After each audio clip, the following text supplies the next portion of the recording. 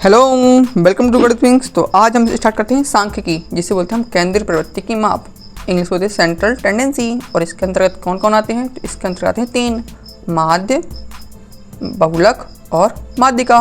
तो देखो, हम आपको पहले पार्ट 1 और पार्ट 2 में माध्य सिखा चुके थे ना। थर्ड पार्ट में हमने आपको बहुलक सिखा दिया है और ये है हमारा फोर्थ पार्ट, जिसमें हम सीखेंगे माध्यिका। ठीक है, तो जिसने भी ये माध्य और बहुलक की वीडियो नहीं देखी है तो हम डिस्क्रिप्शन में इसका लिंक दे देंगे, तो आप वहाँ से इन वीडियो को देखिए, आपको बहुत मज़ा आएगा। तो लेकिन इस लेक्चर में हम सीखेंगे माध्यिका के बारे में। आपके मन में ये कन्फ्यूजन चल रहा होगा कि ये नाम तो एक जैसे लग रहे हैं, माध्य और माध्यिका, है ना। नाम तो देखने में एक से लग रहे हैं, इसको इंग्लिश बोलते हैं मीन और माध्यिका को बोलते हैं मीडियन।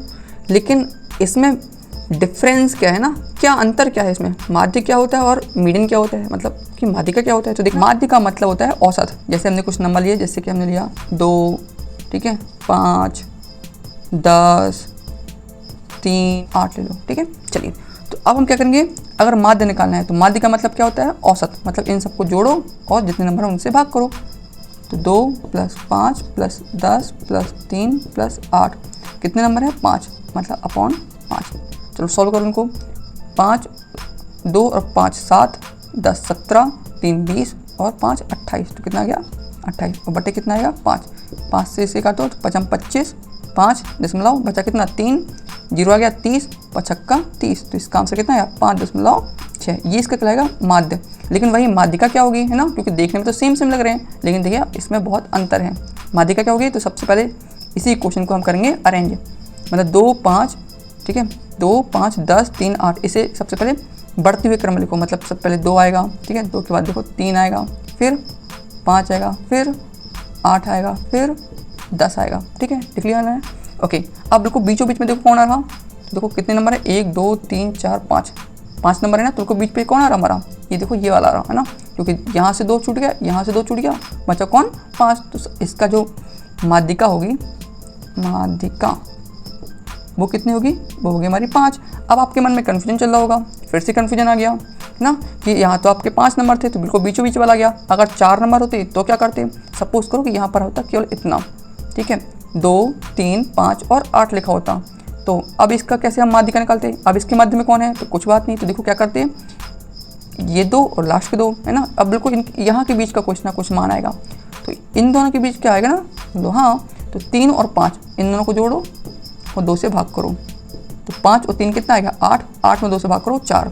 तो अगर क्वेश्चन 2 3 5 और 8 इसका हमें माध्यिका निकालने के लिए कहता, तो इसका आंसर कितना आता हमारा? 4। तो अब बात आपको समझ में आ गई ना। अब इन तीनों में, मतलब किसमें माध्य, माध्यिका और बहुलक, इसमें होता है एक संबंध, है ना। तीनों में एक रिलेशनशिप होता है, एक संबंध होता है कि 3 मीडियन = 2 मीन + मोड। हिंदी में देखो, 3 माध्यिका बराबर 2 माध्य प्लस बहुलक, ठीक है। तो ये सबसे इम्पोर्टेंट एक फॉर्मूला है, इसे ध्यान रखना है ना। इस पर बेस्ड कैसे क्वेश्चन आते हैं कि आपको माध्य और बहुलक दिया होगा, पूछेंगे माध्यिका क्या होगी, ठीक है। या फिर दिए होंगे कि माध्यिका दिया गया, माध्य दिया गया, पूछ लेंगे बहुलक क्या है ना। इसका मतलब कि तीनों में से आपको कोई 2 की वैल्यू दी होगी और तीसरी वैल्यू आपसे पूछ लेगा, ठीक है। तो आपको ये वाला फॉर्मूला लगाना है। और इसको देखो थोड़ा सा इसे और सिंप्लीफाई करें हम, 3 माध्यिका को हमने लिखा 2 माध्यिका प्लस माध्यिका, और ये 2 माध्य प्लस बहुलक तो लिखा 2 माध्य प्लस बहुलक, इसको ऐसे लिख दिया, ठीक है। अब हम क्या करेंगे, इस 2 माध्य को उस तरफ ले जाएंगे। ऐसा क्यों? यहाँ 2 है और यहाँ भी 2 है, तो इस 2 को उस तरफ ले जाओ, ठीक है। और ये माध्यिका को ले जाओ इक्वल की उस तरफ, लिखा पहले 2 माध्यिका, लिखा 2 माध्यिका, ये प्लस का 2 माध्य इस तरफ आएगा तो माइनस का 2 माध्य, बराबर का बराबर, बहुलक लिखा, बहुलक लिख दिया, ये प्लस का माध्यिका लिखा तो इस तरफ आएगा माइनस का माध्यिका। इन दोनों में से 2 आ रहा कॉमन, तो 2 ले लीजिए कॉमन, तो बचा माध्यिका माइनस माध्य ना, 2 क्योंकि चला गया बाहर, बचा हमारा बहुलक माइनस माध्यिका, लिखा बहुलक माइनस माध्यिका। तो ये हमारा एक और मोस्ट इंपॉर्टेंट फॉर्मूला बन गया है, ठीक है। जैसे एक ये था 3 माध्यिका बराबर 2 माध्य प्लस बहुलक, और एक और फॉर्मूला बन गया इसका कि 2 माध्यिका माइनस माध्य बराबर बहुलक माइनस माध्यिका। यदि माध्यिका और माध्य का अंतर आपको दिया होगा तो पूछ लेगा कि बताओ बहुलक और माध्यिका का अंतर कितना है। सब तीनों में जो संबंध है उसमें से एक क्वेश्चन लेते हैं। जैसे लिखा माध्य हमारा 10 है, माध्यिका 12 है, तो बहुलक कितना होगा, है ना। तो हम जानते हैं, देखो यहाँ पर हम जानते हैं कि 3 माध्यिका बराबर 2 माध्य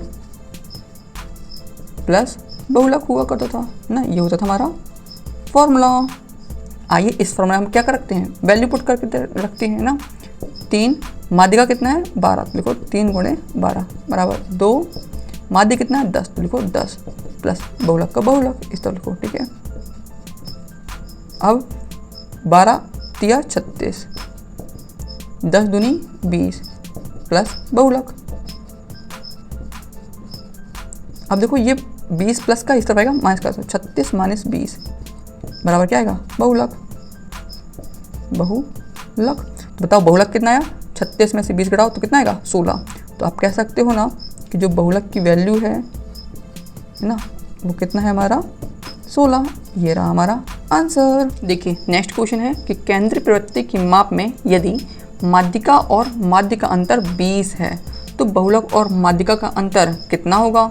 ठीक है, तो हमने आपको क्या बताया था कि तीनों में एक संबंध होता है, 2 माध्यिका माइनस माध्य बराबर बहुलक माइनस माध्यिका। ये था हमारा फॉर्मूला। और ये फॉर्मूला कैसे बना है ना, तो हमने आपको बताया ना कि ये फॉर्मूला जो आया है वो 3 माध्यिका बराबर 2 माध्य प्लस बहुलक उस फॉर्मूले से बना है ना। हमने आपको अभी भी सिखाया है। तो बस इसमें देखो क्या लिखा कि माध्यिका और माध्य का अंतर है 20। तो देखो माध्यिका और माध्य का अंतर मतलब इसका माइनस करने पर कितना आ रहा 20, तो यहाँ लिखेंगे हम 20, ये है 2, तो लिखा 2 गुणे 20। और हमसे क्या पूछा है बहुलक और माध्यिका का अंतर। तो देखो बहुलक और माध्यिका का अंतर मतलब हमें यही फाइंड करना है। तो 20 गुणे 2 कितना आएगा 40 ना। ये सेम लिखेगा कि बहुलक और माध्यिका इसका अंतर कितना आ रहा हमारा 40। ये रहा हमारा आंसर। इसके हम देखते हैं टाइप। तो ये 2 प्रकार के इसमें क्वेश्चन बनते हैं कि जब वर्गीकृत आंकड़े दिए गए हों, जैसे कि 2, 5, 3, 8, 10, 5 है ना, इस टाइप से, इसे बोलते हैं अवर्गीकृत आंकड़ा। और जब हमें वर्गीकृत आंकड़े दिए होंगे जैसे कि 2 से 5 ना, फिर 5 से 8, फिर 8 से 11 इस टाइप से, या फिर देखो 10 से 20 ना, 20 से 30, ठीक है, 30 से 40, इस प्रकार से, इसे बोलते हैं हम वर्गीकृत आंकड़ा।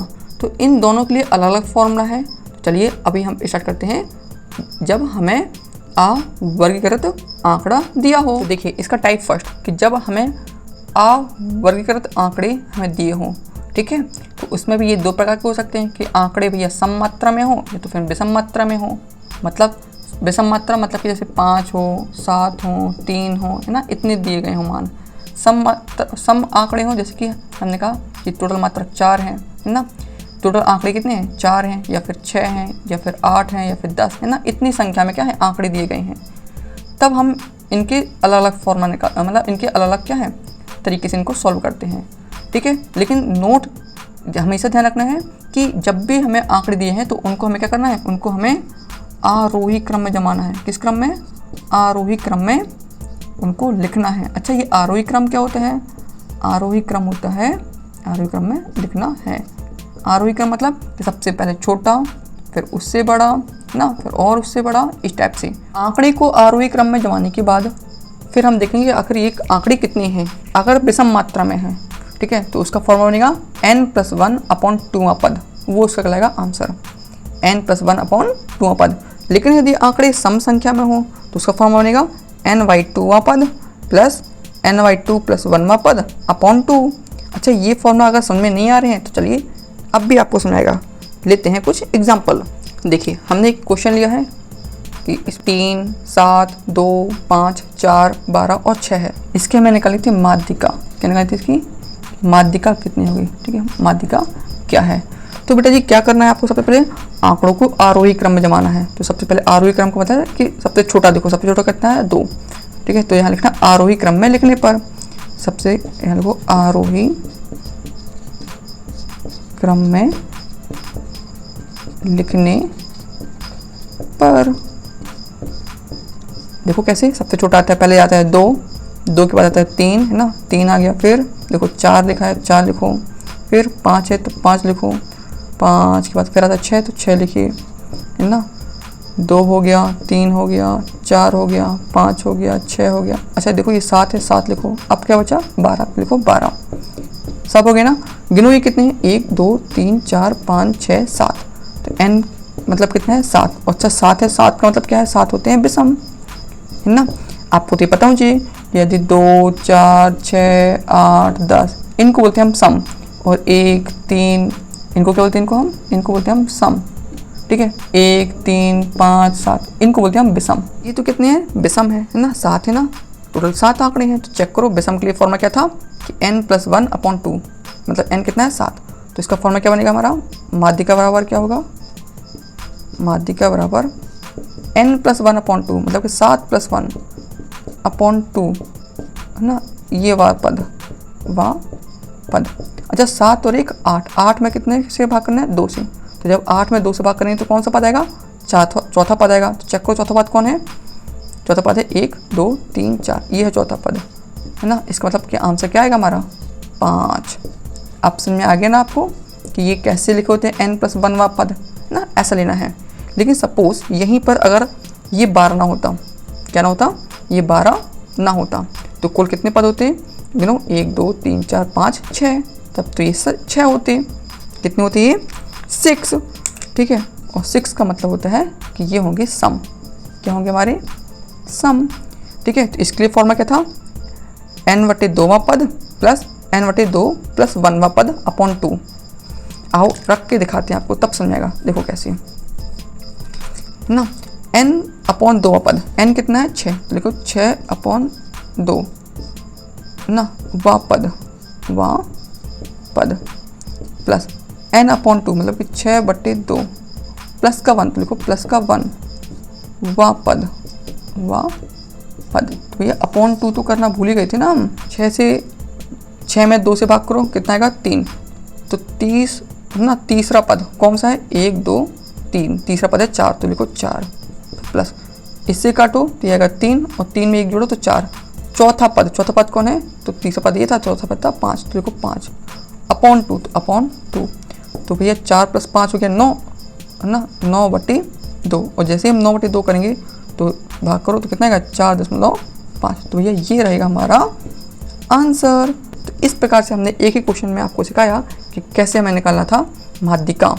सम आंकड़े दिए गए हों तब, और विषम आंकड़े दिए गए हों तब। अब हम सीखते हैं कि किस प्रकार से ग्रुप डाटा, मतलब कि वर्गीकृत डाटा दिया गया है, तो उस प्रकार की माध्यिका हम कैसे निकालते हैं। देखिए ये रहा हमारा वर्गीकृत डाटा, है ना, से संबंधित प्रश्न। इसमें हमें निकालना माध्यिका निकालना है। हमें वर्ग अंतराल दिए गए हैं 65 से 85, 85 से 105, 105 से 125, 125 से 145, 145 से 165, 165 से 185, 185 205, और ये उसकी दी गई है बारंबारता। ये थर्ड कॉलम हमने खुद से बनाया है क्योंकि हमें इसकी जरूरत पड़ेगी, ठीक है। तो आइए इसे सीखते हैं। माध्यिका का सूत्र है L + ny2 - CF / F × H। एक बार फिर से बोलो, L + ny2 - CF / F - H, है ना। ये क्या, L क्या है, ny2 क्या है, CF क्या है, F क्या है, H क्या है ना। ये आपको कुछ नहीं पता, आइए हम आपको बताते हैं। सबसे पहले इसका ये दिया गया हमको, इसकी बारंबारता दी गई है, और अब हम निकालेंगे संचयी बारंबारता, जिसे बोलते हैं हम CF, कॉम्युलेटिव फ्रीक्वेंसी। ये कैसे निकालते हैं तो देखना, हमें क्या करना है, जैसे ये 4 लिखा तो यहाँ लिखो 4, क्या लिखो 4। अब इन दोनों को प्लस करो, 4 और + 5 9। अब इन तीनों को प्लस करो तो यहाँ तक का 9 हो गया था, 9 और 13, 9 और 13, ये हो गया आपका 22, ठीक है 22। अब इन चारों को प्लस करो, यहाँ लिखो 22, यहाँ तक 22 हो गया, है ना। इन तीनों का 22 और 20 कितना हो गया? 42। फिर इन चारों को जोड़ो, तो यहाँ तक हो गया 42, 42 में 14 जोड़ो तो आएगा 56। 56 में अब कितना जोड़ो? 8, और यहाँ लिखो 56 + 8 हो गया आपका 64। फिर इसमें 4 और जोड़ो तो कितना हो गया? 68। मतलब टोटल जोड़ने पे कितना आया हमारा? 68। तो टोटल करो यहाँ पर, इन सबको जोड़ने पे कितना आएगा हमारा? 68, ठीक है। तो इसे बोलते हैं हम n, क्या बोलते हैं हम?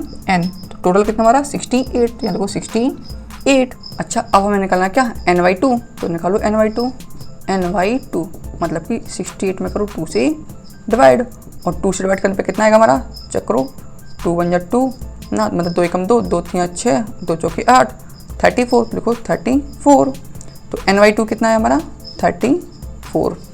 अच्छा 34 आया है, चेक करो यहाँ पर 34 किस में आएगा, तो 34 22 में तो नहीं, 22 के बाद आएगा, मतलब इसमें आएगा ना, 22 और 42 के बीच आएगा। तो संचयी बारंबारता का मतलब होता है इन सबको प्लस करने पर, तो इन तीनों को प्लस करने पर तो 22 आया और इन चारों को प्लस करने पर कितना आया 42।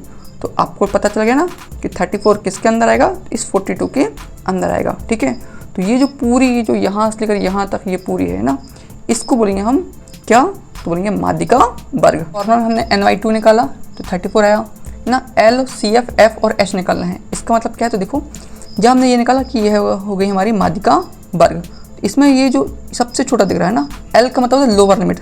आओ चेक करो, ये सबसे छोटा क्या है, ये, तो इसे बोलते हैं हम लोअर लिमिट, मतलब कि L। तो आपको क्या पता चल गया कि L की वैल्यू कितनी हमारी 125। तो देखो यहाँ पर 125। अब देखो NY2 हमें मालूम है कि 34 है।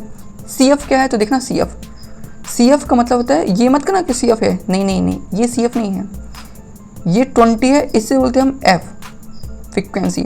और इन तीनों को प्लस करने पर कितना आया, तो इन तीनों को प्लस करने पर है हमारा 22। बेटे ये होगा हमारा CF। तो CF कितना हमारा 22। फिर से बोल रहा हूँ, ध्यान से सुनना, ये हमारी माध्यिका वर्ग हो गई है। इसमें लोअर लिमिट मतलब सबसे निम्नतम सीमा किसकी है, तो बोल के 125, मतलब ये हो गई मेरी L। फिर ये हो इसकी बारंबारता मतलब फ्रिक्वेंसी, और इन तीनों को प्लस करने पर कितना आया था 22 आया था, तो इसी को बोलते हैं हम संचयी बारंबारता मतलब कि CF।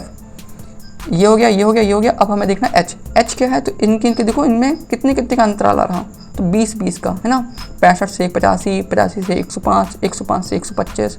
तो इससे क्लियर समझाया कि जो H की वैल्यू है वो कितनी हमारी 20। तो देखो सबकी वैल्यू पता चल गई ना, ये F है ना, इन तीनों को प्लस करने पर ये CF है, ये L है, ठीक है, और अंतराल कितना है, तो 125 से 145। चेक करो कितने का अंतराल है ना, तो इसमें से मतलब उच्चतम मान में से निम्नतम मान को माइनस कर लीजिए, तो आपको हाइट पता चल जाएगी। तो आगे हमारा 20। अब सबकी वैल्यू हम इस फॉर्मूला में रख देंगे, फाइनल हमारा आंसर आ जाएगा। निकाला कि N हमारा 68 आया, NY2 34 आया था, H 20 था, L 125 था, F 20 था और CF कितना था 22। तो माध्यिका का लगाएंगे अब हम सूत्र, तो माध्यिका का सूत्र था L plus NY2 minus CF upon F into H। ठीक है, इस सूत्र में हम रखेंगे सबकी मान और निकालेंगे माध्यिका का आंसर। तो बताओ L कितना आया, तो देखो 125, देखो 125 प्लस NY2 कितना है, तो 34, तो लिखो 34। CF कितना है 22, तो लिखो 22 अपॉन F कितना है 20, तो लिखो यहाँ पर 20, और H कितना है 20, तो यहाँ लिखो इंटू 20। देखो ये 20 से 20 कट गया, 125 प्लस 34 से 22 को माइनस करो कितना आएगा 12, 34 प्लस 125 प्लस 12 137 मतलब 137। ये रहा हमारा माध्यिका। आई होप आपको वीडियो बहुत पसंद आई होगी, कमेंट्स करके हमें ज़रूर बताएं। यदि आपने माध्य और बहुलक के वीडियो लेक्चर नहीं देखे हैं तो डिस्क्रिप्शन में हम आपको लिंक दे देंगे, आप उनको ज़रूर वॉच करें। Thank you.